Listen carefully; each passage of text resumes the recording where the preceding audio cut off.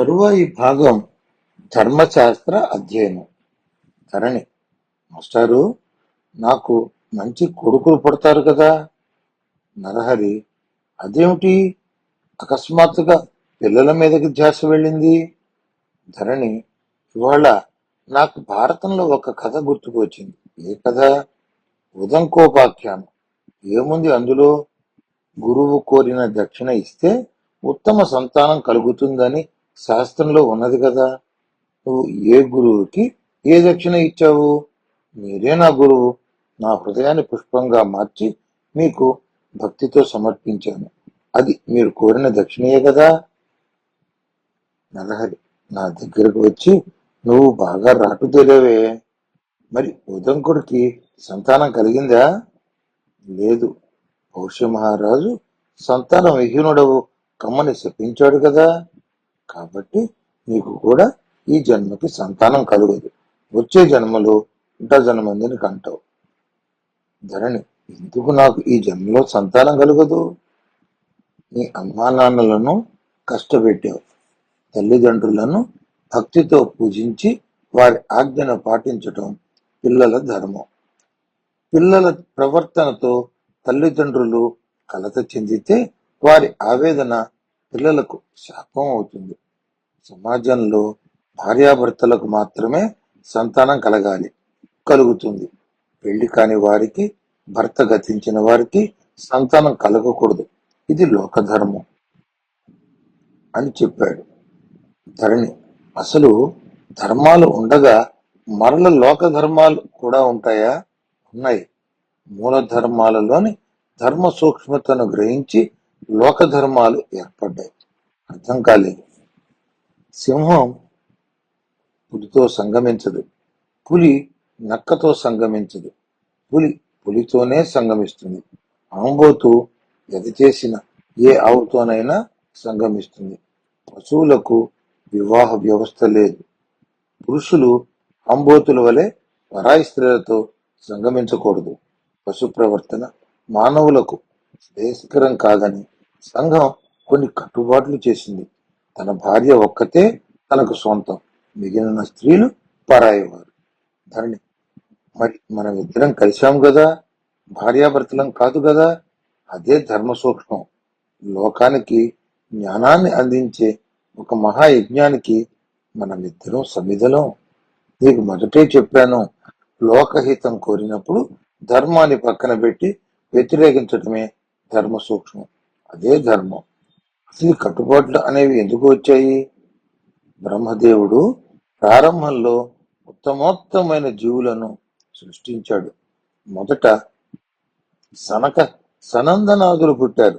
తరువాత వారి స్థాయి కంటే తక్కువగా నారదాదులు జన్మించారు. తరువాత దక్ష ప్రజాపతి తదులు పుట్టారు. ఆ తర్వాత మనువులు. అలా మాయా లక్షణం చేత స్థాయి తగ్గుతూ వచ్చింది. యుగాలు మారినప్పుడు ప్రళయం రావటం, ఆ సంధి సమయంలో అక్కడక్కడ మిగిలిన ప్రాణులను అదృశ్య రూపంలో ఉంటున్న ఋషులు చేరదీసి సృష్టిని కొనసాగించటం జరుగుతూ ఉంటుంది. అందుచేత వారు పశుప్రాయులై హక్కులు, బాధ్యతలు తెలియక నాగరికతను సంతరించుకోవటం జరిగింది. ఆది మానవుడు ఎక్కడ నచ్చితే అక్కడ ఉండేవాడు. ఏది దొరికితే అది తినేవాడు. కోరిక కలిగినప్పుడు కనిపించిన స్త్రీతో సంగమించేవాడు. తన దారిని తాను పోయేవాడు. స్వంతం, బాధ్యత, హక్కు అనేవి తెలియని అమాయకత్వం.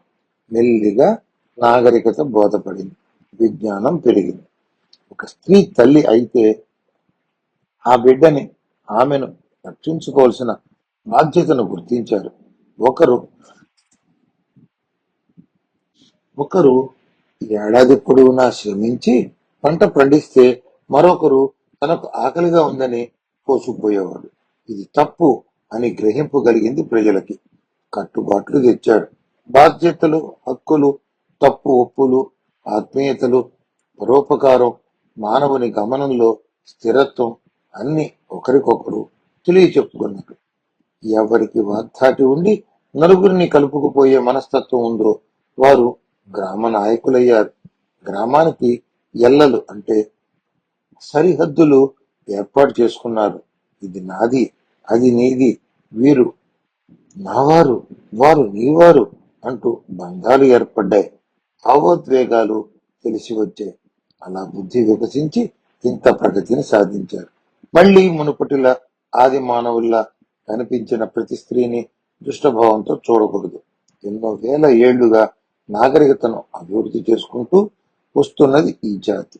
అలా జాతిని ఒక క్రమశిక్షణలో నిలిపింది మన ప్రాచీన సాహిత్యం, సనాతన ధర్మం. ఇప్పుడు సాహిత్యానికి విలువ లేకుండా చేశారు. పుస్తకాలు చదవరు, మంచి చెడు తెలియదు, సిలబస్ ప్రకారం చదువుతున్నారు, మంచి మార్కులు తెచ్చుకుంటున్నారు. కానీ ఉత్తమ మానవులుగా జీవించటానికి కావలసిన బోధ అందటం లేదు. వేదాలు, పురాణాలు, శాస్త్రాలు పక్కన పెడితే కనీసం ఇతిహాసాలు, కావ్యాలు చదివితే జ్ఞానవంతులవుతారు, ఆదర్శవంతులుగా జీవిస్తారు. ధరణి మాస్టారు, రచనలు చేయటం మనకు పేరు ప్రఖ్యాతులు రావటం కోసం కాదు, సమాజ హితం కోసం అంటారు. నరహరి అక్షరాల సత్యం.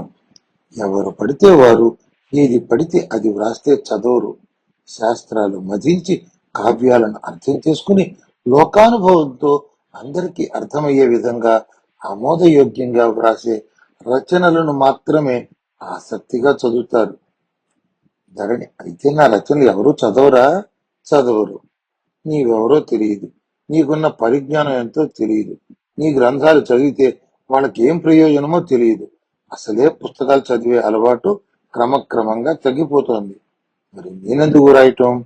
అందుకే నిన్ను చారిత్రక కథలు వ్రాయమన్నాను. చరిత్ర మీద ఆసక్తి ఉన్నవారు చదువుతారు. అలా నెమ్మదిగా ఒక పుస్తకం తర్వాత ఒక పుస్తకం వ్రాసుకుంటూ వెళ్ళు. ఒకనాటికి ప్రముఖ రచయిత్రిగా గుర్తింపు పొందుతావు. నీవు చేసే బోధలు వింటారు, నిన్ను అనుసరిస్తారు. ప్రారంభం నుండే కీర్తి కిరీటాల కోసం తాపత్రయపడకూడదు. అర్థమైంది మాస్టారు. ఉత్తమ రచయిత సమాజ శ్రేయస్సు కోసం రచనలు చేయాలి. రచన చదవటం వల్ల సమాజంలో స్తబ్దత పోయి చైతన్యం కలగాలి. ప్రజలు జ్ఞానవంతులు కావాలి. అప్పుడే అది ఉత్తమ రచనగా గుర్తింపు పొందుతుంది.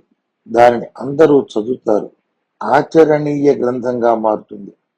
మాస్టారు, అంటే ఎన్ని గ్రంథాలు వ్రాసామన్నది కాదు, ఉత్తమ కావ్యం అందించటం ప్రధానం అని అర్థమైంది. ఇక నుండి నా రచనలు సమాజ హితం కోసం వ్రాస్తాను.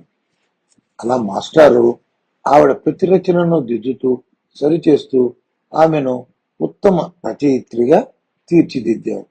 రోజులు, నెలలు, సంవత్సరాలు గడుస్తున్నాయి. ధరణి చారిత్రక రచయిత్రిగా గుర్తింపు పొందింది. ఆమె నవలలు మంచి ప్రాచుర్యం పొందాయి. కానీ లోపల తనకు అసంతృప్తిగానే ఉంది. తాను కోరుకున్న అంశం, అభిమానించే అంశం అయిన ధర్మశాస్త్రాన్ని అధ్యయనం చేసే అవకాశం రాలేదు. తన ధ్యేయం పక్కకు మళ్ళింది. నేడు ఆమె చెయ్యి తిరిగిన రచయిత్రి. ఆమె రచనలను పాఠకులు మక్కువతో చదువుతున్నారు. కానీ ఆమెకు ధర్మశాస్త్రంలో ఆసక్తి ఎక్కువ. అందుకే ధర్మశాస్త్ర అధ్యయనానికి శ్రీకారం చుట్టింది. ధర్మశాస్త్ర మూలాలను వెతికింది. తనకు తెలిసిన విషయాలతో మాస్టారు ముందు కూర్చుంది.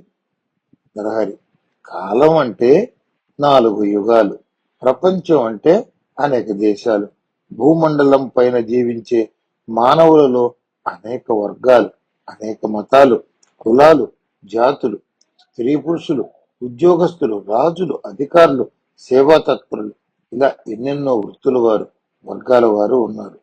ప్రతి ఒక్క వర్గానికి ప్రత్యేక ధర్మాలు ఉన్నాయి.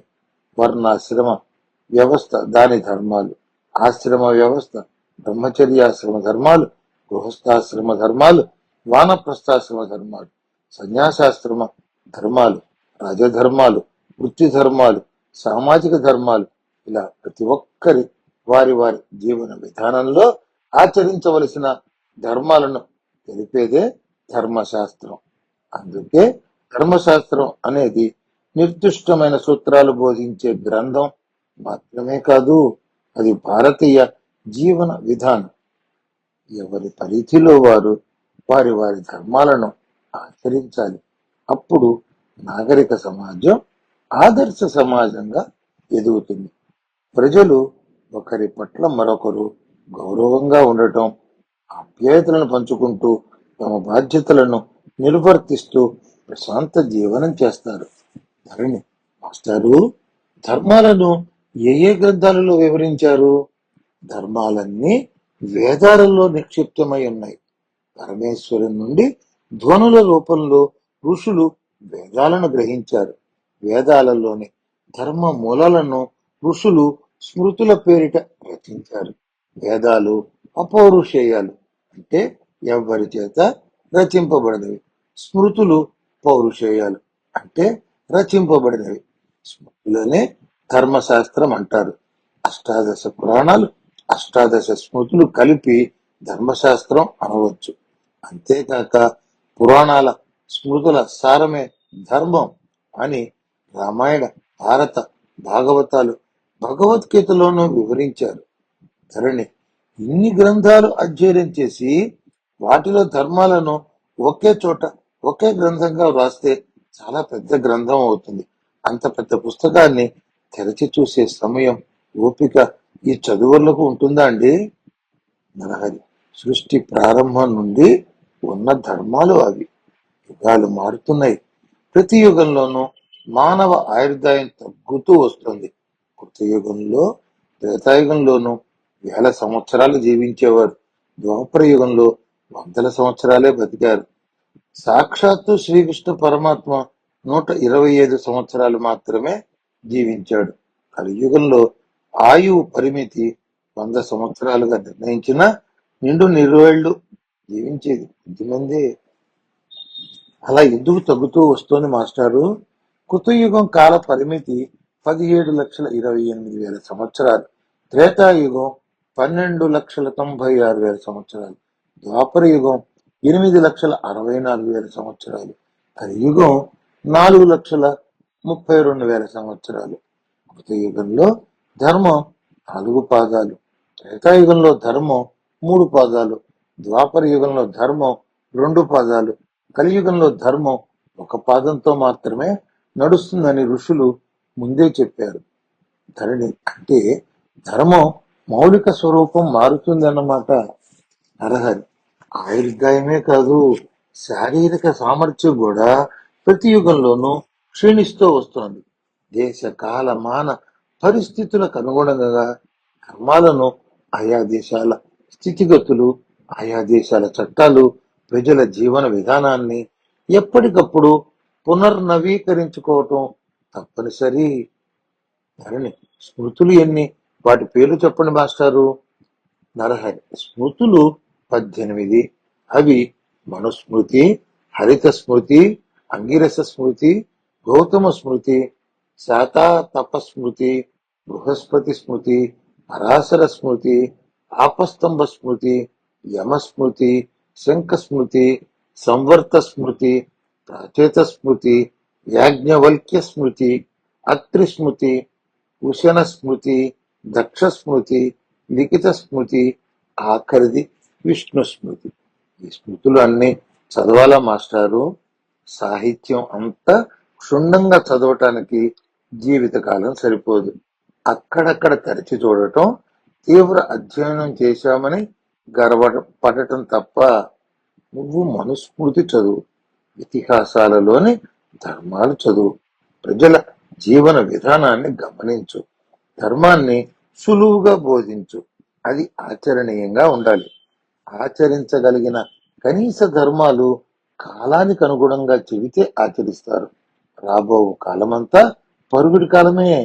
తినే తీరిక ఉండదు, చదివే సమయం ఉండదు, ఆచరించాలని ఉన్న అవకాశం ఉండదు. మరి ఎలా మాస్టారు? ముందు చదివించాలి లేదా వినిపించాలి. చదివినా విన్నా మొదటిసారి అర్థం కాదు, రెండవసారి చెప్పు, వింటే అర్థం అవుతున్నట్లుంటుంది, మూడవసారి వింటే అర్థమవుతుంది, ఆచరించాలి అనే తపన మొదలవుతుంది. రచయిత సూటిగా, సులభంగా, నేర్పుగా సమాజానికి హితం చెప్పాలి. ఇది రచయిత సమాజం పట్ల చూపించవలసిన కనీస బాధ్యత. తప్పకుండా ప్రయత్నిస్తాను మాస్టారు. కొన్ని రోజుల పాటు మీరు రోజు కొంత సమయం ధర్మాలను గురించి పూర్తిగా తెలియజెప్పండి మాస్టారు. కొద్ది సమయం ఏమిటి? ఓపిక ఉన్నంత వరకు పూర్తి సమయం చెప్పుకుందాం. నాకు 80 సంవత్సరాలు దాటినాయి. ఏ క్షణమైనా పైనుండి పిలుపు రావచ్చు. కలం పుచ్చుకుని వ్రాయలేకపోతున్నాను. అలా అనకండి. మీరు నిండు నూరేళ్లు ఉండాలి ఉండాలి కానీ ఎలా ఉండాలి? అవయవాలు అన్ని స్వాధీనంలో ఉండాలి. ఉత్సాహం పరుగులు పెట్టాలి. ఎవరి మీద ఆధారపడకూడదు. ధరణి, నువ్వు నా దగ్గరకు వచ్చినప్పుడు నీకు 16 ఏళ్ళు, నాకు 46 సంవత్సరాలు. మనిద్దరికి 30 ఏళ్ళు వయసులో తేడా ఉంది. తొలి చూపులోనే నీ మీద మనసు పడ్డాను. నీకు సాహిత్యం మీద ఉన్న అపారమైన ఆసక్తిని అవకాశంగా తీసుకున్నాను. లోక శ్రేయస్సు కోసం ధర్మాన్ని విడవటం తప్పు కాదని, అదే ధర్మ సూక్ష్మమని చెప్పి నమ్మించాను. చేసిన తప్పు చెబితే కొంతైనా పాపక్షయం జరుగుతుంది. ఇప్పుడు జ్ఞానోదయమై ఏమి లాభం? ధర్మజ్ఞానికి కారకుడనయ్యాను. నా పరిస్థితి నీకంటే బాగా తెలిసిన వాళ్ళెవరు? 2 సార్లు హార్ట్ అటాక్ వచ్చింది. గట్టి పిండాన్ని కాబట్టి నిలదొక్కున్నాను. భగవంతుడు నా ఎత్తు దయతలిచి నిన్ను ఆసరాగా పంపాడు. నువ్వు లేకపోతే ఏనాడో పోవలసిన వాణ్ణి. నీకు అన్యాయం చేశాను. నేను అవసాన దశకు చేరుకున్నాను. నీవు నిండు యవ్వనంతో ఉన్నావు. ఆఖరి దశలో నీ గురించిన చింత నా మనస్సు తుడిచివేస్తోంది. ధరణి, ఈ సమయంలో అవేం మాటలు మాస్టారు? విధిని ఎవ్వరూ తప్పించలేరు. మన ఇద్దరి జీవితాలు ఇలా రాసిపెట్టాడు నరహరి. నా వాళ్ళందరికీ నీ మీద కోపం. ఎవరైనా నీ వద్ద లబ్ధి పొందితే వారు నీ పట్ల కాస్త జాలి చూపిస్తారు. నేను ఆదుకునేవారు ఎవ్వరూ కనపడటం లేదు. ధరణి, ఒకరు నన్ను ఆదుకోవడం ఏంటి మాస్టారు? భగవంతుడు ఉన్నాడు. మీరు ఎక్కడికి వెళ్తారు? నాలోనే ఉన్నారు. ఒక ధ్యేయం కోసం మీ దగ్గరకు వచ్చాను, సాధించాను. ధర్మస్వరూపం పూర్తిగా తెలియకపోయినా నన్ను నమ్ముకున్న వాళ్ళకి న్యాయం చేయాలి అన్న ధర్మంతో ఇప్పటిదాకా జీవించాను. గురువు సాక్షాత్ పరమేశ్వర స్వరూపం అని నమ్మి మిమ్మల్ని పరమేశ్వరునిగా భావించి సేవించాను. గతం గత, అయిందేదో అయింది. నా శేష జీవితాన్ని ధర్మ ప్రచారానికి వినియోగిస్తాను. మీరు నా గురించి దిగులు పడి ఆరోగ్యం పాడు చేసుకోవద్దు అని ఆయన పాదాలపై తలపెట్టుకుని కళ్ళు మూసుకుంది. ఆయన పాదాలను తన కన్నీటితో అభిషేకించింది. ఇద్దరు మాటలు రాని మగవారయ్యారు.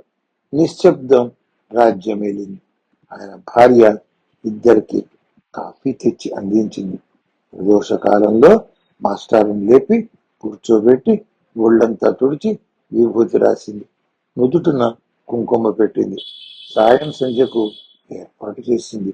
మంచాన పడ్డ మాస్టారు జపతపాదులు చేస్తూ తన వర్ణధర్మాన్ని నిర్వర్తించటం ఆయన ధర్మ పరాయణత్వాన్ని తెలియచేస్తోంది. నరహరి గారు కళ్ళు మూసుకుని పడుకుని ఉన్నారు, కానీ నిద్రపోవటం లేదు. ధరణి దగ్గరగా వచ్చింది. మాస్టారు, నిద్రపోతున్నారా? నరహరి, అదేం ప్రశ్న? పడుకుని కళ్ళు మూసుకున్న వాడిని పలుకరిస్తే ఆ శబ్దానికి లేస్తాడు కదా. మీరు నిద్రపోవటం లేదని నాకు తెలుసు. భగవన్నామ పారాయణ చేసుకుంటూ ఉంటారు, అందుకే పిలిచాను. చెప్పు, ఏమి కావాలి? రాయబోయే కొత్త గ్రంథంలో ఏ ఏ అంశాలు ఉండాలి? నేను చూస్తుంటే నాకు మహాభారతంలో భీష్ముడు అంపశయ్యపై ఉన్నప్పుడు ధర్మరాజు వచ్చి ధర్మాలను బోధించమని అడిగిన సన్నివేశం జ్ఞాపకం వస్తోంది. హార్ట్ అటాక్ వచ్చిన తర్వాత డాక్టర్ ఇరుకు మంచంలో పడుకోమని చెప్పాడు. కదలటానికి లేదు, మెదలటానికి లేదు. అంపశయ్య మీద ఉన్నట్టుంది. ఇప్పుడే అనుకోకుండా నువ్వు ధర్మశాస్త్ర విషయాలు అడుగుతున్నావు. బాగుంది, రా, వచ్చి కూర్చో.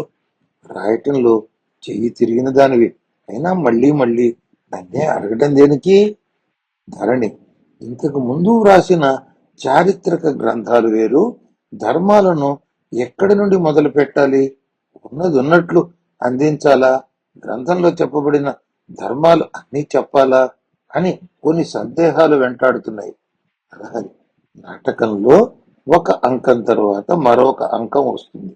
ఆధునిక సినిమాలో కూడా స్క్రీన్ ప్లే సీనిక్ ఆర్డర్ అంటారు.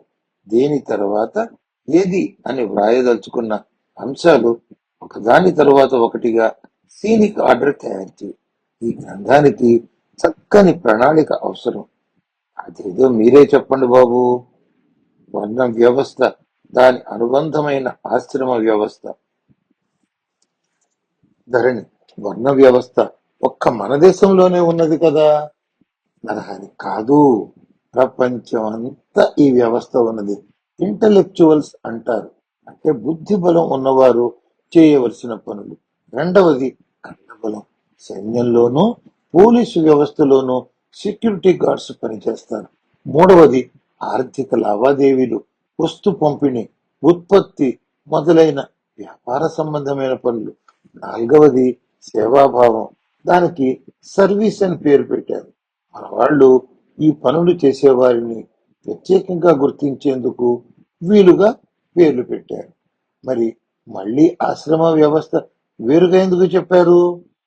నరహరి, ఆశ్రమ వ్యవస్థ అనగా ఆ 4 వర్ణాల వారికి వర్తింపజేసేది. ఇది కామన్.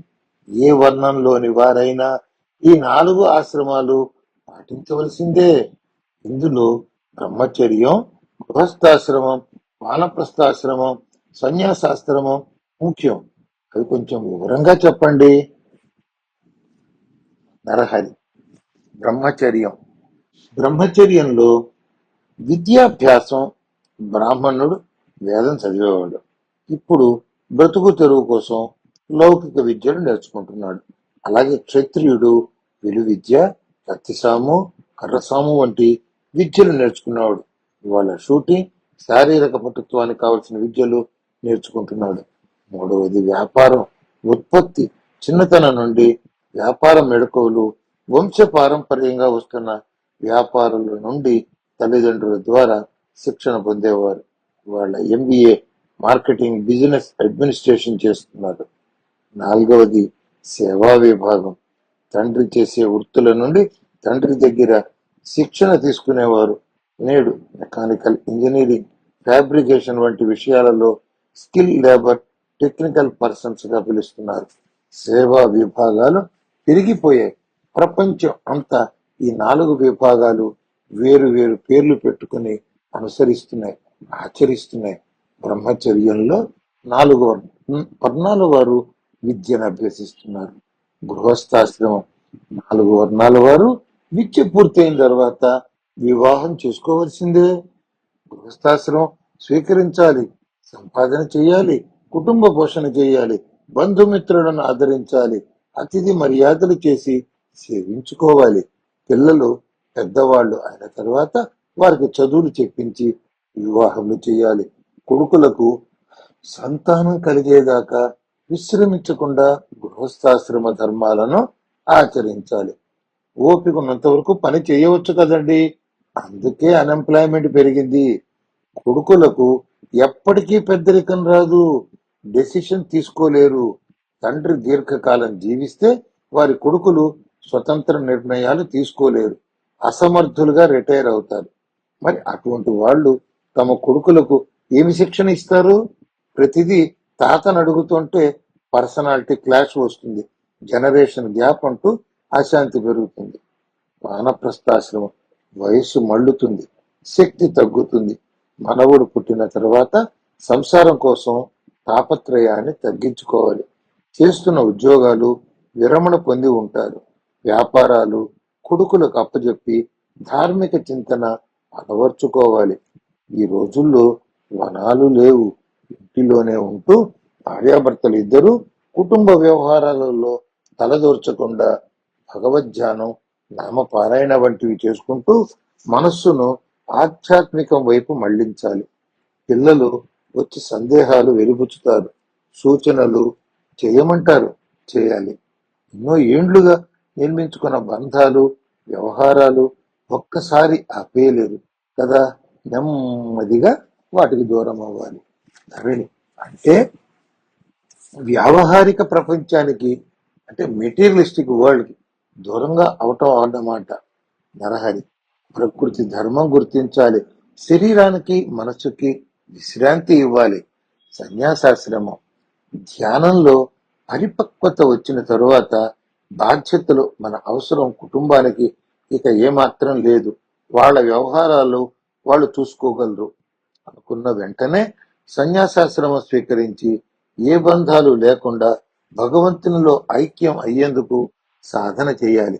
ఈ 4 ఆశ్రమాలు వర్ణం కులం అంటూ భేదం లేకుండా అన్ని వర్ణాల వారికి అన్ని కులాల వారికి వర్తిస్తాయి. ధరణి మాస్టారు, మధ్యాహ్న సమయమైంది.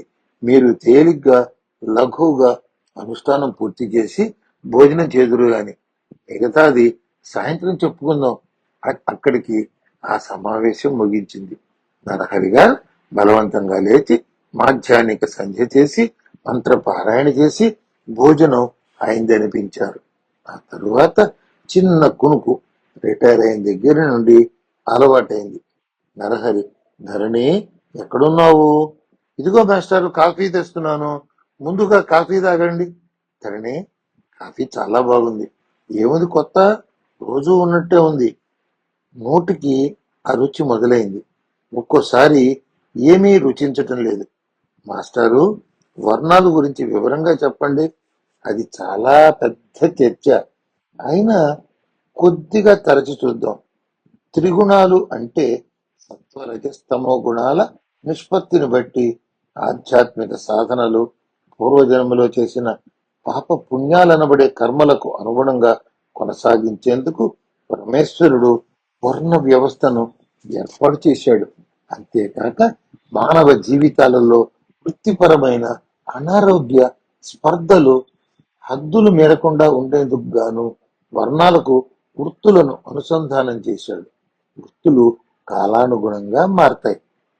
నూతన వృత్తులలో చెడు పోటీ లేకుండా ఉండేందుకు మహర్షులు కుల వ్యవస్థను ఏర్పాటు చేశారు. మహర్షులు దూరదృష్టితో వర్ణాల గురించి కులాల గురించి వారు మౌలిక సూత్రాలలోకి వెళ్లి ప్రాచీన ధర్మశాస్త్రాన్ని అధ్యయనం చేశారు. మనం ఆ సూత్రాలను ఎప్పటికప్పుడు పునర్నవీకరించుకోవటం కోసం అనుసరించవలసిన విధానాన్ని గుర్తించాలి. పురాతన మహర్షులు చెప్పినవి చదివి దానితో పాటు అన్ని దేశాలలో అన్ని కాలాలలో ఏర్పడిన చట్టాలను అధ్యయనం చేయాలి. అప్పుడు వర్ణాశ్రమ విభాగాలను ఆధునిక కాలానికి అనుగుణంగా మూలఛేదం లేకుండా సమన్వయం చేసుకుంటూ ఈనాటి యువతకు బోధించే విధానం విద్యావేత్తలు, ప్రవచనకర్తలు, రచయితలు నేర్చుకోవాలి. ధర్మాలు పునర్నవీకరించుకోవటం కోసం విద్యావేత్తలు కమిటీలు తీసుకుని కాలాన్ని బట్టి ఆచరించగలిగే స్థాయిలో ధర్మాలను కలకండలుగా అందించాలి. ధర్మాలు అంటే చాలు యువత చేదు గుళికలు మింగినట్లు ముఖం పెడతారు. పురాతన మౌలిక సూత్రాలను వాటిలోని తర్కబద్ధతను సంగ్రహంగా పరిచయించే నిర్ణయాలు వారు తీసుకుంటారు. ధరణి, కౌటిల్యుడు అర్థశాస్త్రం రాశాడు కదా, ఆ గ్రంథం కూడా ధర్మశాస్త్రంలో వస్తుందా? నరహరి, అదే గ్రహించవలసిన విషయం. అర్థము అంటే ధనం, ధన సంపాదన, వినియోగం, ఎలా సంపాదించాలి, ఎలా సంపాదించకూడదు అనేవి ఆర్థిక ధర్మాలు. మత సంబంధమైనవి ధార్మిక పరిషత్తులు, మఠ వ్యవస్థలు, బుద్ధుడు బోధించిన ధర్మాలు దలైలామా వంటి వారు ప్రచారం చేస్తున్నారు. ధరణి, మతం ఏదైనా అది బోధించే ధర్మాలు సమాజానికి ప్రయోజనంగా ఉంటాయి కదా. ఆది శంకరాచార్యులు దేశం నలుమూలల ధర్మ ప్రతిష్టాపన కోసం 4 పీఠాలు ఏర్పాటు చేశారు. అలాగే వివేకానందుడు, రామకృష్ణుడు మిషన్ ఏర్పాటు చేశాడు ధర్మ వ్యాప్తి కోసం. నరహరి, చక్కగా చెప్పావు. ధర్మంతోనే మనుగడ. ధర్మం విడిచిన నాడు ప్రపంచం అల్లకల్లోలమైపోతుంది. ధరణి, వర్ణ వ్యవస్థ, దాని అనుబంధమైన ఆశ్రమ వ్యవస్థల ధర్మాలను నేటి పరిస్థితులకు అనుగుణంగా రాస్తే సరిపోతుంది కదా. నరహరి, కాదు, నీ రచనా ప్రణాళిక పెంచు. పిల్లలు అంతా తలబోసి చెబితే చదవరు, వినరు. భయపడతారు. మన పూర్వీకులు ఛాందసంగా ధర్మాలను కాలాన్ని బట్టి, దేశాన్ని బట్టి ఎప్పటికప్పుడు నవీకరించుకోకపోవటం వల్ల ధర్మాలు గ్రంథ రూపంలోనే భద్రంగా ఉండిపోయాయి. ధరణి ఎలా విస్తరించమంటారు? నరహరి. వర్ణ ధర్మాలు, కుటుంబ ధర్మాలు, ఇందులో భార్యాభర్తలు అనుసరించవలసిన ధర్మాలు. అది గృహస్థ ధర్మంలో చెబుతారు కదా. నరహరి. గృహస్థ ధర్మాలు వేరు, భార్యాభర్తలు ఇద్దరు ఒకరినొకరు గౌరవించుకుంటూ గృహాన్ని ఆనందంగా హుందాగా నడిపేందుకు కొన్ని వ్యక్తిగత ధర్మాలు పాటించాలి. ధరణి. స్త్రీ పురుష ధర్మాలు విడిగా చెప్పాలా? తప్పకుండా చెప్పాలి. తరువాత ఉద్యోగ ధర్మాలు, వినోద ధర్మాలు, క్రీడా ధర్మాలు, వ్యాపార ధర్మాలు. అలా నేడు ఏ కోణంలో చూసినా ఏ వర్గంలోనో ఎక్కడో అశాంతి ఉంటుంది. అధర్మ ప్రవర్తన వలననే అశాంతి. దానికి ధర్మపరమైన పరిష్కారం చెప్పాలి. ధరణి. సంపాదన వేరు, ఉద్యోగాలు వేరు కదా మాస్టారు? అవును. చట్టపరంగా చూసినా ధర్మపరంగా చూసినా సంపాదన అధర్మంగా చేసినది కాకూడదు. నీ ధర్మాల కోసం నా సంపాదన వదులుకోవాలా అని మూర్ఖంగా వాదిస్తారు. వారికి అర్థమయ్యేలా, వారి తప్పు వారు తెలుసుకునేలా, వారిలో పరివర్తన కలిగే విధంగా ధర్మాలను, వాటి ఆవశ్యకతను వారికి అందుబాటులోకి తేవాలి. ఆయనకి దగ్గు వచ్చింది, గుండె నొప్పి కలిగించింది. ధరణి దగ్గరకు రా, గుండె మీద నెమ్మదిగా రాయి అన్నారు. ఆమె అమృతాంజనం తెచ్చి శృతి మెత్తగా రాస్తోంది. కొంతసేపటికి తేరుకున్నారు. నరహరి. ధరణి. ధర్మాన్ని, ధర్మ సూక్ష్మతను జాగ్రత్తగా పరిశీలించు. వక్ర భాష్యం చెప్పి ధర్మ సూక్ష్మం పేరుతో అధర్మాన్ని సమర్థించవద్దు. ధరణి. అదేమిటి అలా అన్నారు? నరహరి. మన జీవితమే చూడు. అధర్మమైన, లోక విరుద్ధమైన కార్యం చేశాం. ధర్మానికి అధర్మానికి అతీతమైనది మోహం. ఆ మోహాన్ని నిగ్రహించుకోవటమే ఇంద్రియ నిగ్రహం. ఇంద్రియ నిగ్రహం అంటే శరీరంలో కొన్ని అంగాలను నియంత్రించుకోవటం కాదు. నీ మీద మోహపడ్డాను, ధర్మాన్ని విడిచాను, ప్రాచీన సాహిత్యాన్ని మధించాను. నేను నా రచనల ద్వారా స్పృశించని విషయం లేదు. అధర్మాన్ని చీల్చి చెండాడాను. మోహం బలీయమైనది. అది అధర్మం వైపే మొగ్గు చూపుతుంది. ఏమైంది మీకు అంటూ ఆయన కనుల వెంట ధారగా కారుతున్న పశ్చాత్తాపాన్ని తన చీర కొంగుతో తుడిచింది. వెన్ను నిమిరింది. మంచినీళ్లు తాగించింది. ఆయన తేరుకున్నారు. ధరణి. నీ పేరున పెద్ద మొత్తంలో ఫిక్స్డ్ డిపాజిట్ వేశాను. అది నీ వద్దే ఉంది. దాన్ని భద్రపరచుకో. నేను వెళ్ళిన తరువాత నిన్ను ఎవరూ పట్టించుకోరు. ఇది నీ ఇల్లుగా ఏదేచ్ఛగా తిరిగావు. నా కొడుకు పెద్దవాడయ్యాడు, కోడలు వచ్చింది. నాకు భయపడి వాళ్ళు నిన్ను గౌరవించినట్లుగా నటించారు. ఇంకా ఇక్కడ ఉంటే నీ పని మనిషి కంటే కనా కష్టం అవుతుంది. నేను వెళ్ళిన తరువాత మీ వాళ్ళ దగ్గరకు వెళ్ళిపో. ధరణి. ఎక్కడికని పోను మాస్టారు? ఈ 30 సంవత్సరాలలో ఎన్నో మార్పులు జరిగాయి. చెల్లెలు వివాహం చేసుకుంది, చిన్న వయసులోనే చనిపోయింది. అమ్మ ఏనాడో వెళ్ళిపోయింది. తండ్రి దేశద్రిమ్మరి. ఎక్కడెక్కడో తిరిగి తిరిగి మన దగ్గరకు వచ్చి డబ్బు తీసుకెళ్లేవాడు. ఇప్పుడు ఎక్కడున్నాడో. నేను ఒక శాపగ్రస్తురాలిని. పూర్వజన్మలో చేసుకున్న పాపమే జీవితం అనేది లేకుండా చేసింది. చేసిన పుణ్యం ఏమైనా ఉంటే ఈ శరీరం ధర్మకార్యానికి వినియోగపడింది. నరహరి. మరి ఎక్కడ ఉంటావు? ఈ డబ్బుతో చిన్న ఆశ్రమం కట్టుకుంటాను. యోగినినై ధర్మ ప్రచారానికి శేష జీవితం అంకితం చేస్తాను. ఆవిడని పిలు. ధరణి వెళ్లి ఆయన భార్యను తీసుకొచ్చింది. ఆయన స్థితిని చూసి ఆవిడ గొడ్ల నీరు కుక్కుకుంది. ఆయన పాదాల చెంత కూర్చుంది. నరహరి.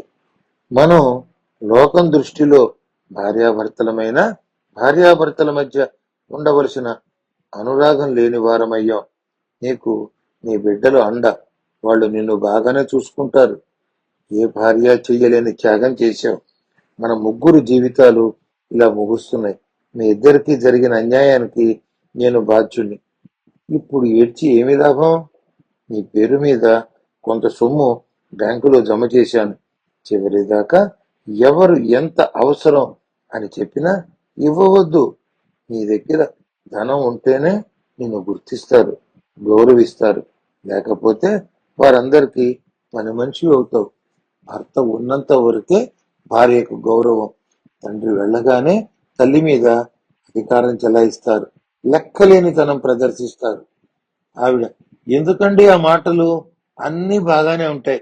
మీరు ఎక్కువగా ఆలోచించి మనసు పాడు చేసుకోవద్దు. నరహరి, ధరణి, ఉత్తరాయణం, వైశాఖ మాసం, కృష్ణపక్షం, ఏకాదశి తిథి రోజు నాకు పిలుపు వచ్చింది. నా తల నీ ఒడిలో పెట్టుకో. ధరణి వణికిపోయింది. పాతకాలం మనిషి భార్య గొల్లుమంది. ధరణి ఆయన గుండెలపై నెమ్మదిగా రాస్తూనే ఉన్నది. ఆయన చేయి ధరణి చేయిని కనవేసుకుంది. ధరణి చేతిని గట్టిగా నొక్కినట్టు అనిపించింది. అది తాను వెళ్ళిపోతున్నట్లు జాగ్రత్త చెప్పిన సంకేతం. సాహితీ వృక్షం తలవాల్చేసింది. ధరణి కొయ్యబారిపోయింది. నోట మాట రాలేదు. ఆమె మనస్సు ఆయనతో పయనిస్తోంది. బాహ్య ప్రపంచానికి దూరమైంది. ఆయన తల మీద తలపెట్టి మౌనంగా రోధిస్తోంది. కొంతసేపటికి భార్య తేరుకుని పిల్లల్ని పిలుచుకువచ్చింది. ఏముంది? ఇప్పుడు సందడిగా గంభీరంగా ఉండే గృహం దుఃఖ నిలయమైంది. ఎక్కడెక్కడి జనం వచ్చారు, అంజలి ఘటించారు. పార్థివ దేహం ఊరేగింపుగా తీసుకువెళ్లి పంచభూతాల్లో కలిపేశారు. ధరణి చుట్టూరా బంధుజనం ఉన్నా ఒంటరితనం అనుభవిస్తోంది. ఎవ్వరు దేనికి ఆవిడను సంప్రదించరు. అసలు పట్టించుకోవటం మానేశారు. మాస్టారే తన ప్రపంచం. బాహ్య ప్రపంచానికి దూరమైంది. ఇప్పుడు తనెవరు, తన వారెవరు అని ఆలోచించసాగింది. బాబాయిలు అత్తయ్యల ఇళ్లకు వెళ్ళింది. అందరూ ఆప్యాయంగా పలకరించారు. 4 రోజులుండి వెళ్ళమన్నారు. అప్పుడప్పుడు వస్తూ ఉండమన్నారు. ఈ రోజుల్లో ఎవరు ఎవరిని భరించగలరు? స్థితి చెడి ఎవరింటికైనా వెడితే ఈ మాత్రం పలకరింపులు ఉండవు. ధరణి కట్టిన చీర, ఒంటి మీద నగలు గౌరవాన్ని, ఆప్యాయతలను అందించాయి. అందరూ సమానమే అంటూ ఉంటారు. ఉన్నవాడికి ఇచ్చే గౌరవం లేనివాడు ప్రతిభావంతుడైనా ఇవ్వరు. బెల్లం చుట్టూ ఈగలు చేరటం ప్రకృతి ధర్మమే కదా. ధరణి గ్రహించింది. త్వరలో మాస్టారి ఇల్లు వదిలి వెళ్ళాలి. లేకపోతే వాళ్లే వెళ్ళమనొచ్చు. చివరికి ఆ మర్యాద కూడా జరిపించుకోవడం ఎందుకు, తనంతటి తానే వెళ్ళాలి అని నిశ్చయించుకుంది. బంధువుల దగ్గరికి వెళ్ళకూడదు. మళ్ళీ అదే పరిస్థితి. తాను 30 ఏళ్లు పైగా ఇక్కడే ఉన్నా వీళ్లతో బంధం ఏర్పడలేదు. మాస్టారు ఉన్నప్పుడు అందరూ ఎదురుగా అక్కయ్య అని, పిన్ని అని, అత్తయ్య అని పిలిచారు. ఆ పిలుపులన్నీ పైపైన పలికినవే. తాను దగ్గరే ఉన్న సంప్రదింపులన్నీ మాస్టారు భార్యతోనే. ఇంటిల్లిపాది చూసి చూడనట్లు ఉంటున్నారు. ఆ ఇంటి మీద మమకారం పెంచుకుంది. ధరణి మనస్సు దిట్టవు చేసుకుని తన సామాను తీసుకుని బయలుదేరింది. మాస్టారు భార్య దగ్గరకు వెళ్ళి, నేను వెళ్ళి వస్తాను అంది. ఆవిడ ముక్తసరిగా సరే అంది. ఆ ఇంటికి దూరంలో ఒక ఇంటిలో 3 గదుల పోర్షను అద్దెకు తీసుకుంది. గుండె చెరువైపోతోంది. భారంగా అడుగులు వేస్తూ సామాన్ రిక్షాలో పెట్టుకుంది. గేటు దగ్గర ఒక్కసారి వెనక్కు చూసి ఇన్నాళ్లు తనది అనుకున్న ఇంటికి నమస్కరించింది. రిక్షా ముందుకు సాగింది. ఆ సాయంత్రం చిన్ననాటి స్నేహితురాలు కాత్యాయని గుర్తుకు వచ్చి ఆమె గారింటికి వెళ్ళింది. ఇల్లు పనివాళ్లు శుభ్రం చేస్తున్నారు. ఆమె వాచ్మన్ దగ్గరికి వెళ్ళి, కాత్యాయని ఉన్నదా అని అడిగింది. రేపు వస్తున్నారు కదమ్మా అన్నారు. అదేమిటి ఇక్కడ ఉండటం లేదా? రేపు అమెరికా నుండి వస్తున్నారు, అందుకే ఇల్లంతా శుభ్రం చేస్తున్నాం. ఆవిడ నాన్నగారు ఉన్నారా? ఆయన పోయి చాలా సంవత్సరాలైందమ్మా. ఏ ఫ్లైట్కి వస్తున్నారు? అవన్నీ మాకు తెలీదు. సాయంత్రానికి ఇంటికి చేరుకుంటారు. సరే అని తిరిగి వెళ్ళింది. ఇంటికి వెళ్ళిన తరువాత ఏదో తెలియని అశాంతి, ఆందోళన మనసును కలిచివేస్తున్నాయి. మాస్టార్ని కలవటానికి అనేక మంది వచ్చేవాళ్ళు. తాను ఎవ్వరినీ కలవలేదు. తనకంటూ ఒక ప్రపంచం సృష్టించుకుంది. తాను తన పుస్తకాలు మంచి చెడు కష్టం సుఖం లోకాభిరామాయణం ఏమైనా మాస్టారుతోనే. ఆయన ఏ సభకు వెళ్ళినా ఏ ఊరు వెళ్ళినా తనను తీసుకువెళ్ళేవారు. ఆయనతో పాటు తనకు ఏవేవో మర్యాదలు చేసేవారు. ప్రజలతో సంబంధ బాంధవ్యాలు లేకుండా పోయాయి. మానవుడు సంఘజీవి, తోడు కావాలి, మాట మంచి పంచుకునే మనిషి కావాలి.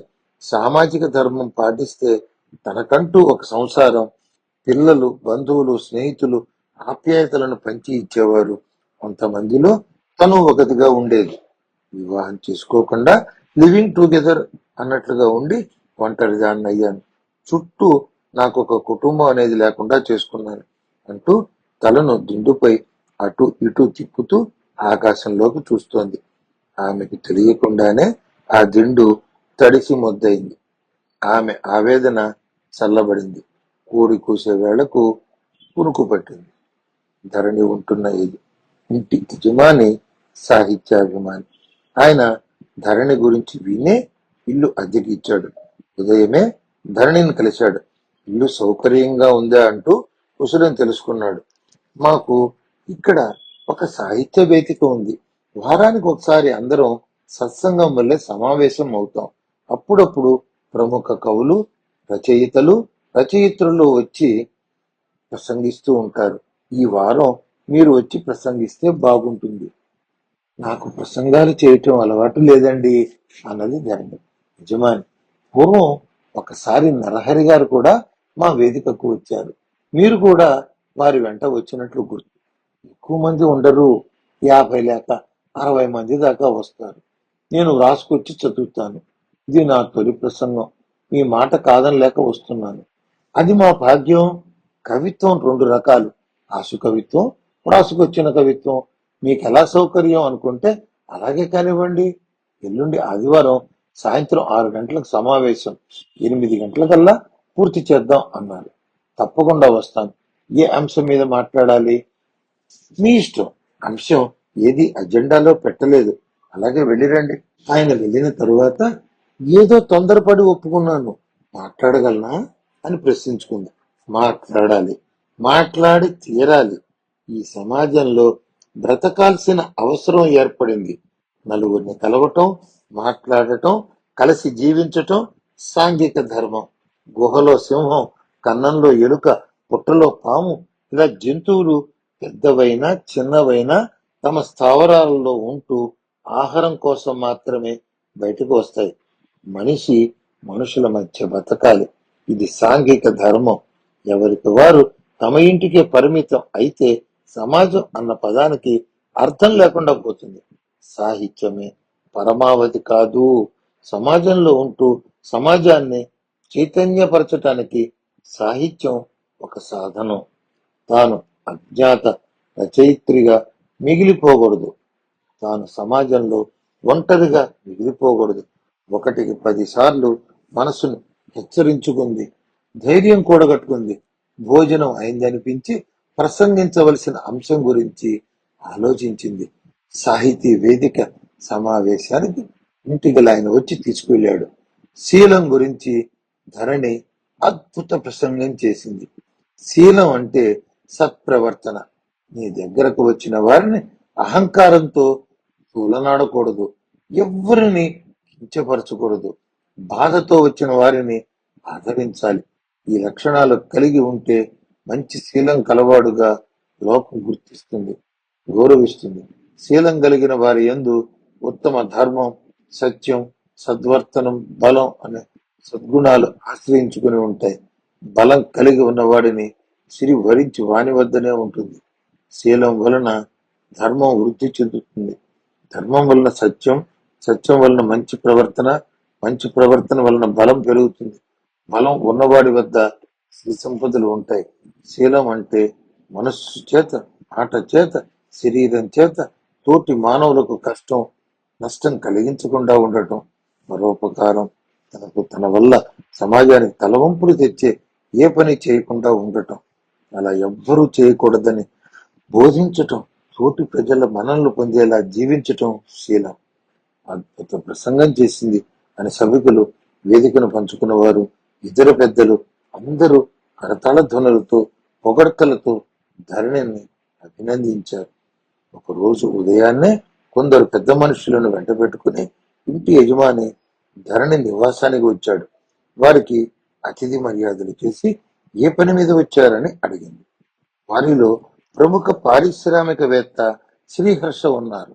ఆయన తనను తాను పరిచయం చేసుకుని, మేమందరము ఇక్కడ ధార్మిక ప్రచార సమితిని ప్రారంభించాం. అమెరికాలో ప్రొఫెసర్ పినాక పాణి, ఆయన అసలు పేరు డేవిడ్ మిల్లర్, సైకాలజీలో గొప్ప పరిశోధకుడు. మన వేదాలు ధర్మాలు అధ్యయనం చేశారు. విదేశీయుడైన భారతీయతను అలవర్చుకున్నారు. ధర్మశాస్త్రాన్ని క్షుణ్ణంగా చదివారు. విదేశాలలో అమలవుతున్న ధర్మాలు, భారతదేశంలో ఆచరిస్తున్న ధర్మాలు పరిశీలించి ప్రపంచంలో భారతీయ ధర్మ వ్యవస్థ కంటే గొప్ప వ్యవస్థ మరెక్కడా లేదని ప్రచారం చేస్తున్నారు. ఆయన మన నగరంలో శాశ్వత నివాసం ఏర్పరచుకుందామని వస్తున్నారు. ఇక్కడి నుండే దేశమంతా తిరిగి ధర్మం మీద ప్రతి ఒక్కరికి అవగాహన కల్పించటం తన ధ్యేయంగా పెట్టుకున్నారు. మిమ్మల్ని కూడా మా ధార్మిక ప్రచార సమితిలో సభ్యురాలుగా ఉండమని అభ్యర్థించడానికి వచ్చాం అని తాము వచ్చిన కార్యాన్ని విశదీకరించి చెప్పాడు. ధరణి మాట్లాడకుండా లోపలికి వెళ్ళింది. తాను వ్రాసి పెట్టుకున్న ధర్మం మానుష రూపేణ పుస్తకం తెచ్చి వారికి ఇచ్చింది. మొదలు పెట్టాను. ఈ గ్రంథం ద్వారా ధార్మిక ప్రచారం చేయటం నా ధ్యేయం. ధర్మశాస్త్రం అంటే నాకు భక్తి, మానవ ధర్మాలు నాకు ఆసక్తి కలిగించే అంశం. అనుకోకుండా మీరు వచ్చి మీతో కలిసి పని చేయమంటున్నారు. అది నా అదృష్టం. అంతేకాదు నా పని సులువు అవుతుంది. నా గ్రంథం అర్థవంతమై సమాజానికి ఉపకరిస్తుంది. మేమందరము ఎయిర్పోర్ట్కు వెళ్ళి వారికి స్వాగతం చెబుతున్నాం. మీరు వస్తారా అని వారు అడిగారు. వారితో మరొకసారి తీరుగ్గా కలుద్దాం. ఆ హడావిడిలో నేను ఇప్పుడు రాలేను, క్షమించండి అన్నది. వాళ్ళు పర్వాలేదు, మరొకసారి ప్రత్యేకంగా కలుస్తున్నాం. ఆ రోజు మీకు తెలియబరుస్తాం. మీరు కూడా మాతో వచ్చి చేరండి అని అందరూ ప్రతి నమస్కారాలు చేసుకుని వెళ్ళారు. ధరణి ఆలోచించింది. ఎంతలో ఎంత మార్పు! ఇలా నలుగురిని కలవగలను అనుకోనే లేదు. తన ఆశయ సిద్ధికి ఈ స్నేహాలు దోహదపడతాయి అనుకుంటూ తన రచనను తిరిగి ప్రారంభించింది. మాస్టారు పోయిన తర్వాత తాను అలా ముట్టనే లేదు. మానసికంగా నిలదొక్కుకోవటానికి సమయం పట్టింది. ఇక రచనల మీదకు మనసు వెళితే కదా. రచించబోయే కావ్యానికి ఒక ప్రణాళిక వ్రాయమన్నారు మాస్టారు. యుగ యుగాల నాటి ధర్మాలను సూటిగా ఉన్నతున్నట్టుగా బోధిస్తే చదవటానికి భయపడతారు, ఆచరించటానికి భయపడతారు. ఒక ధర్మం ఆచరించేటప్పుడు సమాజంపై కలిగే అనుకూల ప్రతికూల ప్రభావాలను చర్చించాలి. సమాజంలోని రుగ్ణతలను చర్చించి వాటికి పరిష్కారం ధర్మమేనని ఆచరించగలిగే విధంగా ధర్మాలను తిరగరాయాలి. కొన్ని అంశాలను ప్రధాన అంశాలుగా గుర్తించింది. వాటిని వివరంగా వ్రాసుకుంది. వర్ణాశ్రమ ధర్మాలు, దాని అనుబంధంగా ఆశ్రమ ధర్మాలు, ఉద్యోగ ధర్మాలు, రాజధర్మాలు, పరిపాలించేవాడు రాజు, స్త్రీ పురుష ధర్మాలు, కుటుంబ ధర్మాలు, సాంఘిక ధర్మాలు, ఆపద్ ధర్మాలు, ధర్మ సూక్ష్మాలు ఇలా ప్రారంభించి తరువాత ఇందులో తాను పరిశీలించాలి అనుకుంటూ సమాజంలో కాలానుగుణంగా వచ్చిన మార్పులకు అనుగుణంగా ధర్మాలను బోధిస్తూ తన రచనను సాగటానికి ఒక చక్కని ప్రణాళిక వేసుకుంది. ఇందుకోసం అధ్యయనం చేయవలసిన గ్రంథాలను సమకూర్చుకుంది. రాత్రి భోజనం అయిన తర్వాత టీవీ పెట్టుకుంటే టీవీ వార్తలు వస్తున్నాయి. అమెరికాలో రీసెర్చ్ చేసిన గొప్ప సైకాలజీ ప్రొఫెసర్ విశాఖ ఆగమనం అంటూ వార్తలు లైవ్ చూపిస్తున్నారు. ఆయన మీద ప్రత్యేక ప్రోగ్రాం తయారు చేశారు. మొన్న తనను కలిసిన వారు కూడా కొందరున్నారు. ఆయన వెంట ఆయన భార్య కూడా వచ్చింది. ఆయన అమెరికన్, ఆవిడ ఇండియన్ లాగా ఉంది. చూడంగానే ఎక్కడో చూసినట్లు అనిపించింది. ఎంత ఆలోచించినా గుర్తురాలేదు. సరే, త్వరలో కలుస్తాం కదా అని ఇద్దరికి ఉపక్రమించింది. తరువాయి భాగం ధర్మాచరణ యజ్ఞ వేదిక. ప్రొఫెసర్ పినాకపాణి గొప్ప సైకాలజిస్ట్. విదేశాలలో అనేక విశ్వవిద్యాలయాల్లో సైకాలజీ ప్రొఫెసర్గా పనిచేశారు. ప్రతి దేశంలోనూ అక్కడి ధర్మాలను అధ్యయనం చేశారు.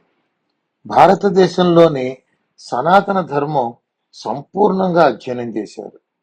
మన ధర్మాలు విదేశీ ధర్మాలతో అన్వయించి మన ధర్మాలు ఎంత ఆచరణీయమైనవో విదేశాలలో ప్రధాన వేదికలన్నిటి మీద ప్రసంగించారు. పాశ్చాత్యులకు మన ధర్మాల మీద సంపూర్ణ అవగాహన ఏర్పరిచారు. విదేశీయులు మన ధర్మం మీద ఆసక్తి పెంచుకునేందుకు నిర్విరామ కృషి చేస్తున్నారు. పినాకపాణి ఎన్నో ఏళ్ల తరువాత తెలుగు గడ్డపై కాలు మోపుతున్నారు. స్వాగత తోరణాలు కట్టారు. తన మధుర ప్రసంగంతో ఆయన యువతను సమ్మోహితులను చేస్తారు. ఎక్కడ చూసినా విన్నా పినాకపాణి కబుర్లే. పినాకపాణి దంపతులు ఎయిర్పోర్టు నుండి బయటకు రాగానే అభిమానులు చుట్టుముట్టారు. ధర్మదేవతను ఊరేగింపుగా తీసుకువెడుతున్నట్లుగా వారి వాహనానికి ముందు వెనుక అనేక కార్లతో అట్టహాసంగా పినాకపాణి గారి వాహనం వారి నివాసానికి కదిలింది. పినాకపాణి ప్రసంగాలను వివిధ రంగాలలోని ప్రముఖులతో సమావేశాలను ఏర్పాటు చేయటానికి ధార్మిక ప్రచార సమితి ఏర్పాటైంది. నివాసానికి చేరుకోగానే వెంట వచ్చిన వారితో ఆత్మీయ సమావేశంలో పాల్గొన్నారు. ఒక యువకుడు నిలబడి వినయంగా, ఆచార్య, ఈ ధర్మము ఏమిటి? దీనికి ఇంత ప్రచారం ఏమిటి? దానికోసం మీరింత దూరం రావటం ఏమిటి అని అడిగాడు. ఎవరు ఏ రంగంలో ప్రతిభ కనపరిచినా వారిని అభిమానించి ఆదరించి ప్రోత్సహించటం మనందరి ధర్మం. ధర్మం విషయంగా నేను చేస్తున్న కృషిని మీరందరూ అభిమానించి ఆదరించారు. అది మీ ధర్మం. నన్ను అభిమానించే మిమ్మల్ని కలిసి కృతజ్ఞతలు చెప్పుకోవటం నా ధర్మం. అందుకే మీతో కొంతకాలం గడపడానికి వచ్చాను. ఈ రోజుల్లో ధర్మాలు ఎవరికి కావాలి? మన మాటలు ఎవరు వింటారు అన్నాడు ఒక ఆయన. ధర్మం అనేది అందరికీ కావాలి. చిన్న చిన్న స్వార్థాలు, నిర్లక్ష్యం ధర్మాన్ని పక్కన పెట్టేస్తున్నాయి. మన యందు అందరూ ధర్మంగా ఉండాలని కోరుకుంటాం. కానీ మనం ఇతరుల విషయం వచ్చేటప్పటికి స్వార్థంతో అధర్మంగా ప్రవర్తిస్తున్నాం. ఇక్కడే మనం ప్రతి ఒక్కరము స్వీయ నియంత్రణ చేసుకుంటూ ధర్మాన్ని పాటించాలి. మీరందరూ మా గృహానికి విచ్చేసిన అతిథులు. మీ అందరికీ కాస్త పలహారము, కాఫీ ఇవ్వటం గృహస్థు ధర్మం. ఈ పలహారములు స్వీకరించండి, కాఫీలు తాగండి. మరల రేపు కలుసుకుందాం. శరీరానికి కావలసిన విశ్రాంతినివ్వటం శారీరక ధర్మం అని విశ్రాంతి తీసుకొనటానికి లోపలికి వెళ్ళారు. పినాకపాణికి స్వాగతం పలకటానికి వచ్చిన వారిలో నగరంలోని ప్రముఖులు అందరూ ఉన్నారు. ప్రభుత్వ అధికారులు, పోలీసు అధికారులు, పారిశ్రామికవేత్తలు, విద్యావేత్తలు, ధనవంతులు, ధార్మికులు, ఇలా అన్ని రంగాల వారు వచ్చారు. రేపు నగరంలో జరగబోయే సభకు కావలసిన ఏర్పాట్లపై చర్చించుకుని వారి వారి నివాసాలకు కదిలి వెళ్లారు. ఒక చక్కని ప్రశాంత వాతావరణంలో ఉన్న కాన్ఫరెన్స్ హాల్లో సమావేశం ఏర్పాటైంది. 200 మందికి ప్రత్యేక ఆహ్వానితులు వచ్చారు. అందరూ విభిన్న రంగాల్లో నిష్ణాతులే. పినాకపాణి ఉపన్యాసం వినాలని కుతూహలంతో అందరూ ముందుగా వచ్చి ఆసీనులయ్యారు. సమావేశం సాయంత్రం 5 గంటలకు ప్రారంభమైంది. ఆ సమావేశం కన్వీనరు శ్రీహర్ష ప్రముఖ పారిశ్రామికవేత్త సభికులకు స్వాగతం చెప్పారు. ముందుగా సభకు అధ్యక్షత వహించవలసినదిగా రాష్ట్ర ప్రభుత్వ ప్రధాన కార్యదర్శిని వేదిక మీదకు ఆహ్వానించారు. అతిథులుగా రాష్ట్ర డీజీపీ, విద్యాశాఖ సెక్రటరీ, ప్రముఖ వైద్యులు రాజారాం వేదికను అలంకరించారు. ఆనాటి ముఖ్య అతిథిగా డాక్టర్ పినాకపాణిని వేదికను అలంకరించవలసినదిగా ఆహ్వానించారు. హాల్ అంతా దద్దరిల్లిపోయేటట్లు సభికులు తాళధ్వనుల మధ్య పినాకపాణి గారు వినమ్రంగా అందరికీ నమస్కరించి తన ఆసనంలో కూర్చున్నారు. ముందుగా జ్యోతి ప్రజ్వలన అతిథులు చేశారు. సభను ప్రారంభించటానికి శ్రీహర్ష ముందుకు వచ్చారు. ముందుగా ప్రపంచ ప్రఖ్యాత సైకాలజిస్టు పినాకపాణి గారి గురించిన పరిచయం చేయటం నా బాధ్యత అంటూ శ్రీహర్ష పినాకపాణి పరిచయం ప్రారంభించారు. పినాకపాణి పుట్టి పెరిగింది అమెరికాలో. వారి అసలు పేరు డేవిడ్ మిల్లర్.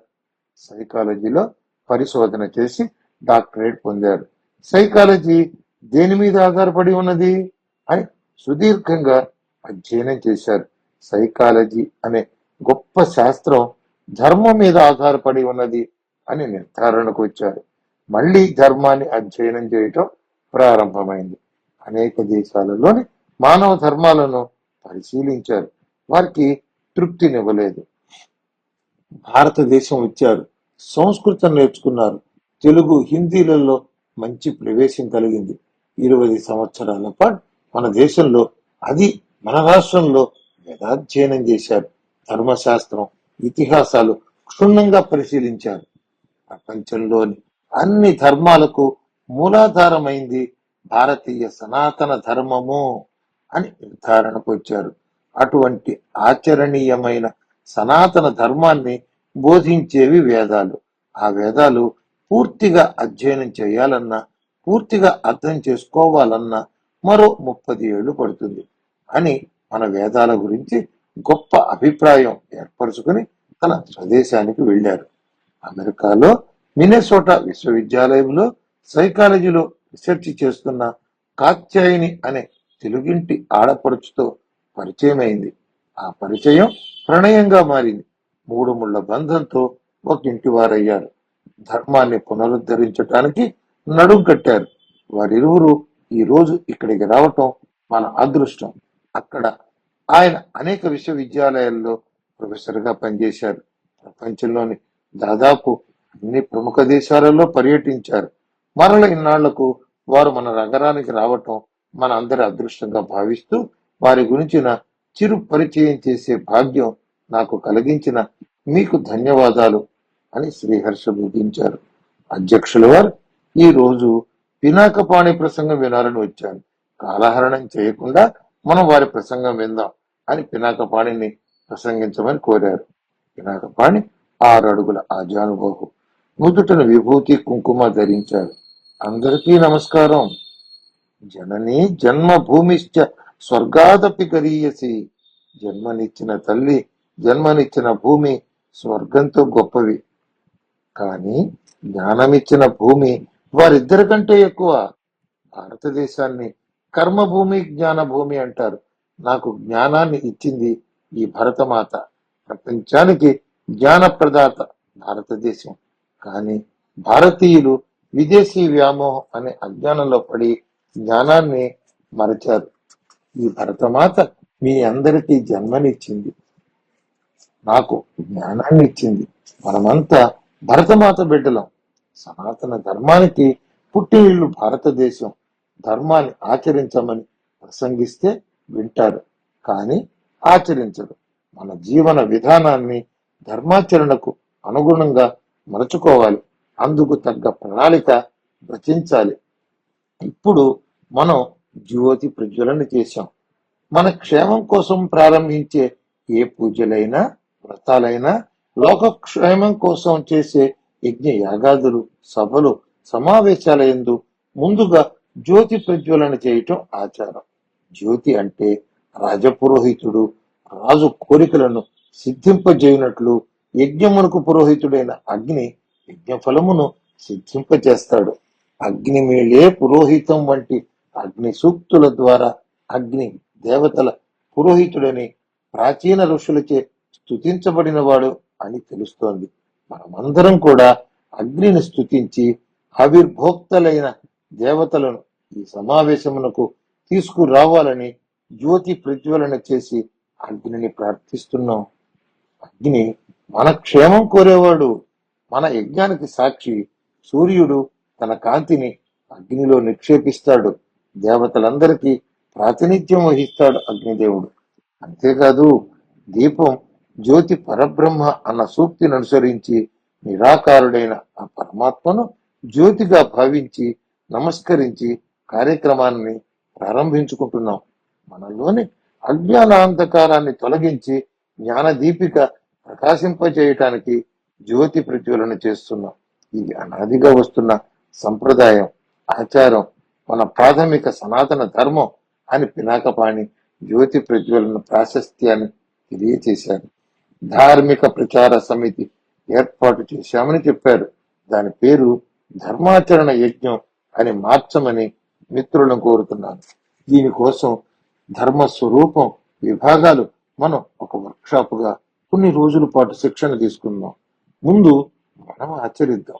మన కుటుంబాలు, మన మిత్రులు, తర్వాత అనేక గ్రామాలు, పట్టణాలు, నగరాలు, మహానగరాలు పూర్తి చేద్దాం. Commercial organisations, educational institutions, all communities లో ప్రయాణిద్దాం. అందరినీ, అన్ని వర్గాల వారిని ఈ మహాయజ్ఞంలో పాలు పంచుకునే విధంగా ముందుకు సాగుదాం.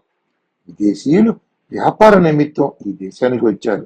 దొంగతనం, దోపిడీలు చేశారు, దండయాత్రలు చేశారు, సకల సంపదలు దోచుకుని వెళ్లారు. వ్యాపారం చేయడం కోసం వచ్చిన వారు వ్యాపారం చేసుకోకుండా యుద్ధాలు ఎందుకు చేశారు? ఎలా ఇక్కడే స్థిరపడి పాలించారు? దండయాత్రలు చేసిన వారు కప్పం కట్టించుకు వెళ్ళలేదు. ఎందుకు ఇక్కడే స్థిరపడ్డారు? ఎలా పరిపాలించగలిగారు అని పరిశీలించండి. ధర్మాచరణ, వేద పారాయణ, మంత్ర జపంతో ఇక్కడ ఈ దేశం స్పిరిచువల్ గా రక్షించబడుతోంది. మంత్రం ఫలించాలంటే సదాచారం ప్రధానం, స్వరం ప్రధానం. ఆ రెండు తప్పించే పథకం వేశారు. మన మంత్రం, మన ధర్మం గాడి తప్పితే కాని వారి మతం స్థాపించలేరు. వారి మనుగడ ప్రశ్నార్థకం అవుతుందని మన ఆచార వ్యవహారముల మీద దెబ్బ కొట్టారు. మన వాళ్ళు భయం వలనో, వ్యామోహం వలనో అశుచికి, అధర్మానికి ఆకర్షితులయ్యారు, పతనం చెందారు. పూర్వకాలంలో విదేశీయులు ఇక్కడికి వచ్చి సంస్కృతం నేర్చుకుని వేదాలు అధ్యయనం చేశారు.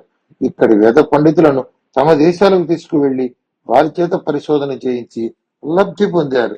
జర్మనీ లాంటి దేశాలలో సంస్కృతం లైబ్రరీలు ఉన్నాయి. వేద పరిశోధనా సంస్థలు నిర్విరామంగా కృషి చేశాయి. మన సనాతన ధర్మం అక్కడ అందరికీ ఆదర్శమైంది. అక్కడ విదేశాల పట్ల వ్యామోహం తప్ప వారి నుండి నేర్చుకోవాల్సింది ఏమీ లేదని మన వాళ్ళకి తెలిసి వచ్చింది. కానీ జరగవలసిన డ్యామేజీ జరిగిపోయింది. ఇల్లు వదిలి రోడ్డు మీద నిలుచున్న వాడి పరిస్థితి అయింది. రాజుల పాలనలో ప్రజలు అధికారం కోసం తాపత్రయపడలేదు, బ్రతుకు తెరువు కోసం తాతాలాడారు. నేడు అధికారమే బ్రతుకు తెరువు అయి రాజకీయం కోసం ప్రజల మధ్య వైషమ్యాలు పెంచారు. రాజు ఏ మతస్థుడైతే ఆ మతం ప్రాచుర్యం పొందింది. 300 ఏళ్లుగా విదేశీ పాలనలో మగ్గిన ఈ భారతదేశం ఇతర మతాల వ్యాప్తికి రాచబాట వేసింది. మనం వారిని అనుకరించటంతో వేషధారణ మారిపోయింది. నుదుటను కుంకుమ పెట్టుకోవడానికి సిగ్గుపడుతున్నాం. నేడు ప్రపంచమంతా మన వైపు చూస్తోంది. మన ధర్మాలు, మన శాస్త్రాలు శరణ్యం అని నమ్ముతున్నాయి. కేవలం ధర్మాచరణలోనే మనశ్శాంతి ఉన్నదని వారు గ్రహించారు. వాళ్ళకి లేని మనశ్శాంతి మనకెక్కడి నుండి వచ్చింది? కోట్ల సంవత్సరాల చరిత్ర కలిగిన మన దేశంలో ధర్మాచరణకు భంగం వాటిల్లింది. కానీ ధర్మాన్ని పూర్తిగా విడనాడలేదు. మనలో మనం ధర్మాచరణ ప్రారంభించుదాం. అదేదో కొత్త ప్రక్రియ, చాలా కష్టతరమైంది అనుకుంటూ భయపడటానికి ఏమీ లేదు. దీని గురించి పెద్ద పెద్ద ఉపన్యాసాలు చెప్పనవసరం లేదు.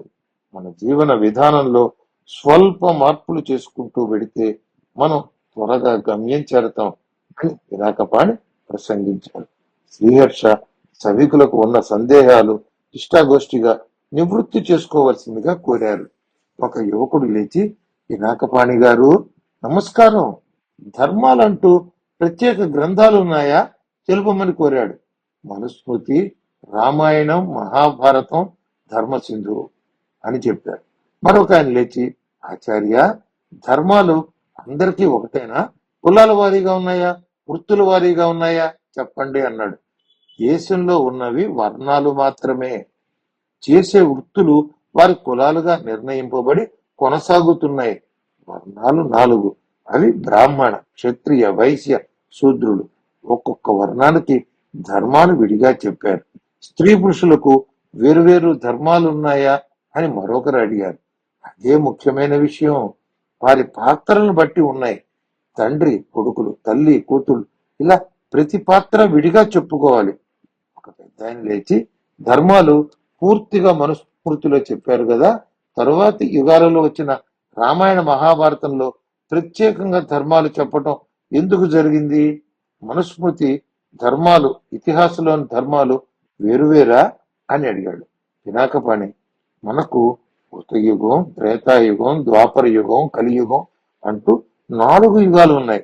కృతయుగంలో ధర్మం 4 పాదాలు, త్రేతాయుగంలో 3 పాదాలు, ద్వాపరంలో 2 పాదాలు, కలియుగంలో 1 పాదం ధర్మం నడుస్తుంది.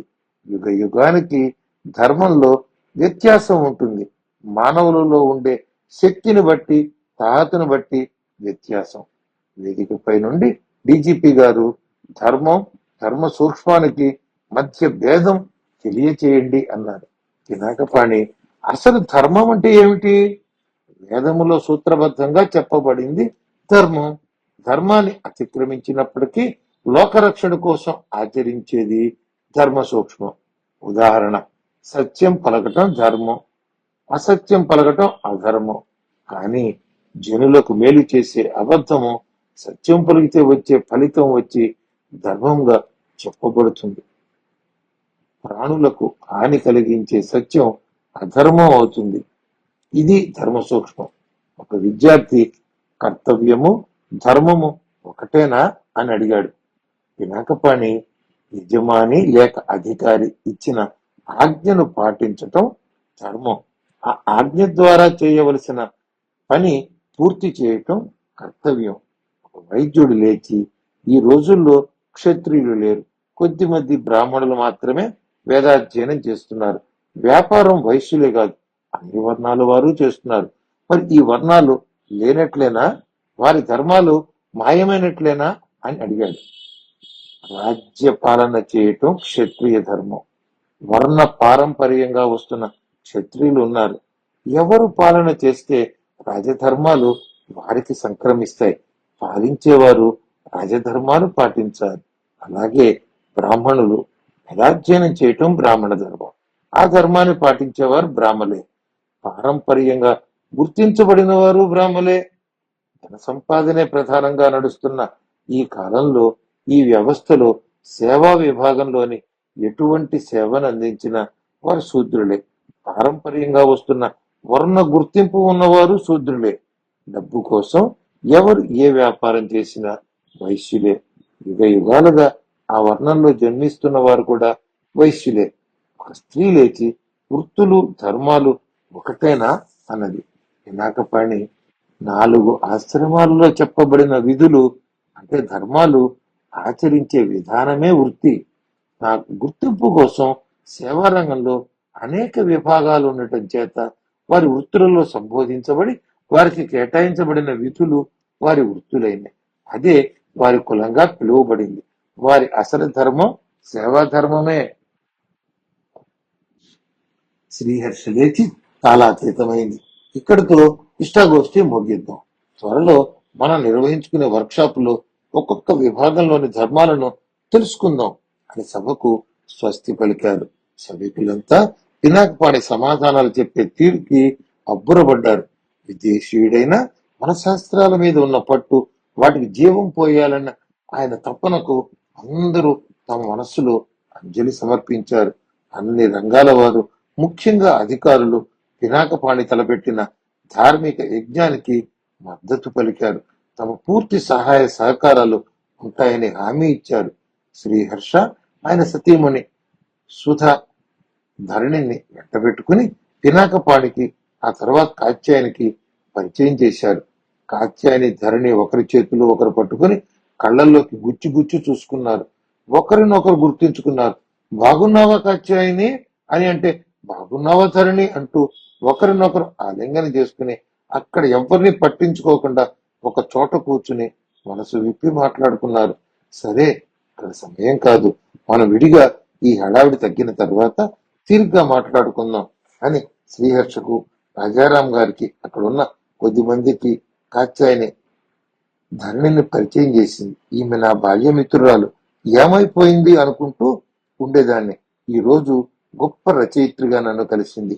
మన కమిటీకి మహిళా విభాగానికి ధరణిని అధ్యక్షురాలుగా నియమించండి అని చెప్పింది. రాజారాం ఆవిడ అంగీకారం అడగాలి కదా. కాత్యాయని నా అంగీకారమే ఆవిడ అంగీకారం. మన ఉద్యమానికి రచయిత్రులు కావాలి. ధరణి నా వెంట ఉంటే నాకు బరువు సగం తీరినట్లే అంది ఆనందంగా. ధరణి రా, భోంచేద్దాం, నీ ఫోన్ నంబర్ నాకు ఇవ్వు అని ఒకరి నెంబర్ అడిగి ఒకరు తీసుకున్నారు. మనం మరలా మాట్లాడుకుందాం, చాలా మంది మాట్లాడాలని వెయిట్ చేస్తున్నారు, వారిని నిరుత్సాహపరచకూడదు కదా అంటూ ధరణిని వీడి ముందుకు వెళ్ళింది. నిర్వాహకులు ఏర్పాటు చేసిన విందులో అందరూ పాల్గొన్నారు. అక్కడ అందరికీ బఫే ఏర్పాటు చేశారు. పినాకపాణి నిలబడి భోజనం చేయటం, నిలబడి నీళ్లు తాగటం ఆరోగ్య రీత్యా అభ్యంతరకరం, ధర్మ విరుద్ధం. ఇక నుండి మన సమావేశాల్లో టేబుల్స్ వేసి కూర్చోబెట్టి వడ్డన చేయించండి. మీ ఇళ్లలో పెళ్లిళ్లు ఫంక్షన్లకు వడ్డన పద్ధతి మొదలు పెట్టండి. కాంతిశీకుల్లా యాచకుల్లాగా చేతుల్లో పళ్ళెం పట్టుకుని క్యూలో నిలబడి తినకండి అన్నారు. మన ఆచారాలు, సంప్రదాయాలు, ఆరోగ్య సూత్రాలు అన్నీ కూడా ధర్మానికి అనుబంధాలే అని, సంప్రదాయాలను ఆచారాలను పాటించటం మానవుల ప్రథమ ధర్మం అన్నారు. అందరి అభినందనలు స్వీకరించి వాహనంలో తన నివాసానికి బయలుదేరారు. పినాకపాణి కాత్యాయని చేయిని తన చేతిలోకి తీసుకుని మృదువుగా నొక్కాడు. ఆమెకు ఆ సంకేతం అర్థమైంది. పాణిగారు తృప్తిగా ఉన్నాడని. ఆనందం వ్యక్తం చేసేటప్పుడు పాణి భార్యకిచ్చే సంకేతం. కాత్యాయని, మన విశాఖపట్నం ఎంత అభివృద్ధి చెందింది, ఎంత అభివృద్ధి చెందినా ప్రశాంతత ఈ నగరంలో చెప్పు చెదరలేదు. సాయంత్రం అలా బీచ్లో నడుస్తుంటే మనసుకు ఆహ్లాదంగా ఉంటుంది. నువ్వు పుట్టింది విశాఖపట్నంలోనేనా అన్నాడు. పుట్టింది సింహాచలం, పెరిగింది విశాఖ, ఎంఎస్ ఇన్ యుఎస్ అన్నది నా అభిలాష అన్నది కాత్యాయని. అది నా అదృష్టం. నువ్వు నా కోసమే యుఎస్ వచ్చావని, నా కోసమే పుట్టావని ఆనందిస్తూ ఉంటాను అన్నాడు. భార్యాభర్తలు ఇద్దరు ఒకరి కోసం ఒకరు పుడతారు, బతుకుతారు. చాలా అన్యోన్యంగా ఉండటమే భార్యాభర్తల ధర్మం. Thank you, I love you Pani అన్నది కాత్యాయని. అలా వారు మాట్లాడుకుంటూ మెల్లిగా ఇంటికి చేరారు. ఇంటికి రాగానే అమెరికా నుంచి తమ కుమారులు శ్రీకర్, ఓంకార్లు, తర్వాత అమ్మాయి వర్ష కాన్ఫరెన్స్ కాల్లో తల్లి తండ్రితో గంట సేపు మాట్లాడారు. ఒకరి క్షేమం కోసం మరొకరు జాగ్రత్తలు చెప్పుకుని అలా నిద్రలోకి జారుకున్నారు. పినాకపాణి కాత్యాయని సింహాచలం వెళ్ళారు. అది చందనోత్సవ సమయం. శ్రీహర్ష, సుధా దంపతులు వారిని ఆలయానికి తీసుకువెళ్లి ప్రత్యేక దర్శనం చేయించారు. కప్ప స్తంభం దగ్గరకు వెళ్లారు. స్తంభమును ఆలింగనం చేసుకుని, నా భారతదేశంలో మరల ధర్మం పునరుద్ధరింపబడాలి, ఇక్కడి నా సోదరులు ధర్మపరులే జీవించాలి అని ఎలుగెత్తి కోరారు. శ్రీహర్ష, పాణిగారు, అందరూ మనస్సులోని కోరికలని నిశ్శబ్దంగా మౌనంగా కోరుకుంటారు, మీరు బాహాటంగా కోరుకున్నారు, ఏమిటి కారణం అన్నాడు. ఆధునిక కాలంలో అన్నింటికీ సాక్ష్యం కావాలంటారు కదా. పంచభూతములను నా కోరికకు సాక్షులను చేశాను అన్నాడు పినాకపాణి. శ్రీహర్ష, అంతేకాదు, ఇంకేదో ఉందని నా నమ్మకం. నేను గొంతెత్తి చెప్పినప్పుడు కనీసం 10 మంది విని ఉంటారు కదా. కనీసం ఏ ఒక్కరైనా ధర్మం గురించి ఆలోచన చేస్తారు. ఆ ఆలోచన మొదలవ్వాలి, అది ఆచరణకు దారి తీస్తుంది. మన ధర్మ ప్రచారం ఇక్కడి నుండే ప్రారంభం చేశాం. పాఠాలు చెబితే ప్రజలు వినరు, ప్రాక్టికల్ గా చేసి చూపిస్తూ ధర్మం మీద అవగాహన, ఆసక్తి కలిగించాలి. ధర్మాన్ని ఆచరిస్తే కలిగే ప్రయోజనం అనంతం అని వారికి నమ్మకం కలిగించాలి. అదే మన మిషన్.